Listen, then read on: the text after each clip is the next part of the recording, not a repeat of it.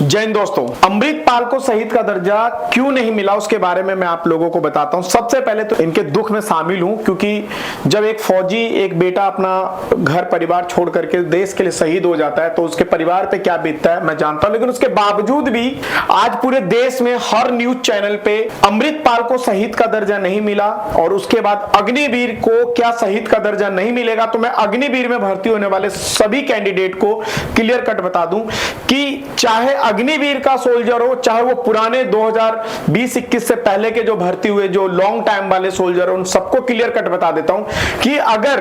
Indian army के अंदर, फौज के अंदर अगर आप किसी कैजुअलिटी से आपका डेथ होता है, आप दुश्मन के हाथों लड़ते हुए शहीद हो जाते हैं या फिर किसी अन्य दुर्घटना में जिसके अंदर आपका सोची समझी साजिश ना हो, जिसमें आप प्री प्लानिंग करके अपने आप को क्षति नहीं पहुंचाते हैं, तो उसमें आपको शहीद का दर्जा मिलेगा। उस तरीके से आपको सारे बेनिफिट्स मिलेंगे जो कि एक प्रोटोकॉल के तहत इंडियन आर्मी आज तक जितने भी शहीद होते हैं उनके घर पे जाकर के सलामी देना, उनके वहां पे जो उनका पेंशन का जो पैसा होता है या फिर जो उनके सर्विस के पैसा होता है वो सारे चीज उनको प्रोवाइड करवाया जाता है। लेकिन यहाँ पे जिस कंडीशन में शहीद अमृतपाल के बारे में जो घटना घटी है इसके अंदर यह दर्शाया गया कि देखिए आप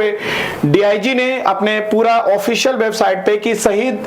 अमृतपाल 11 अक्टूबर को दुर्भाग्यपूर्ण इन्होंने सुसाइड किया और उन्होंने अपने आप को गोली मार करके हत्या कर ली। उसके बाद उनके जो पार्थिव शरीर है उनके घर पे पहुंचाया गया। उनके माता पिता ने पूछा कि क्या मेरे बच्चे को शहीद का दर्जा मिलेगा कि नहीं, तो उन्होंने पूरा डिटेल नहीं बताया क्योंकि उनको यूनिट की तरफ से उतना ज्यादा बातचीत करने का मोमेंट नहीं दिया जाता और वहां से वो चले गए। अब जाहिर सी बात है कि पार्थिव शरीर है तो ज्यादा दिन तो नहीं रखेंगे। फिर नियर बाई जो थाने चौकी में उन्होंने बताया, गांव के लोग जाकर के पुलिस वाले को बताया। पंजाब में एक बहुत अच्छा एकता है और बहुत मैं उस पुलिस वाले और थाने को मैं दिल से नमन करता हूं जिन्होंने हमारे अमृतपाल को शहीद के जो सलामी होता वो सारा चीज दिया। लेकिन एक बात बिल्कुल फैक्ट है कि चाहे अभी के अग्निवीर वाले बच्चे हो या पुराने सोल्जर हो, क्योंकि मैं भी फौजी हूं, मैं आपको बता देता हूं कि मेरे टाइम में भी जो लोग अपनी मर्जी से सुसाइड कर लेते थे या गोली मार लेते थे उनके परिवार के साथ सिर्फ जो इंडियन आर्मी हो दुख में शामिल होता है, लेकिन उनका जो प्रोटोकॉल है एक सलामी देने का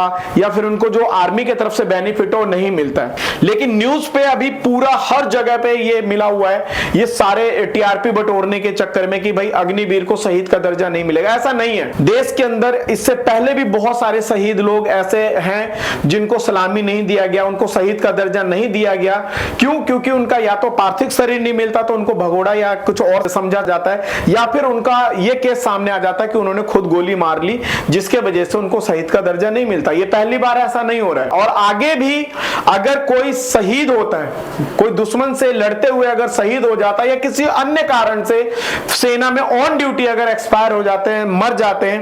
तो उन सारे जवानों को शहीद का दर्जा दिया जाता है और उनके परिवार के साथ सेम उसी प्रोटोकॉल में उनको सलामी और उनको सारे बेनिफिट दिए जाते हैं। तो मैं अपने सभी जितने भी इंडिया के लोग हैं उन लोगों से मैं बोलूंगा कि आप लोग बेफजूल के जो लोग गुमराह कर रहे हैं आपको कि अग्निवीर को शहीद का दर्जा नहीं मिलेगा, तो वो गलत है। अग्निवीर को शहीद का दर्जा 100% मिलेगा। लेकिन अगर कोई सोल्जर वहां पे जाकर के अगर सुसाइड कंडीशन में उनकी डेथ होती है तो उनको शहीद का दर्जा नहीं मिलेगा। सेम उसी तरीके से इस दुखद परिवार के साथ हुआ है कि अमृतपाल को यहाँ पे शहीद का दर्जा नहीं मिला। जो यहाँ पे सलामी इंडियन आर्मी के तरफ से इनके परिवार को मिलना चाहिए था, वहां पे उनके माता पिता खुद सारी एक्टिविटी कर रहे हैं। तो मैं अपने सभी दर्शकों से यही बोलूंगा कि जो भी इंडियन आर्मी में तैयारी कर रहे हैं, अगर आपसे किसी कारण से जॉब नहीं हो पाता या सर्विस नहीं कर पाते हो तो ये विकल्प ना चुन करके आप कोई दूसरा विकल्प चुन सकते हैं। और जो जितने देश के अंदर ये जो गलत फहमियां फैला रहे हैं न्यूज चैनल या फिर जो अखबार या फिर जो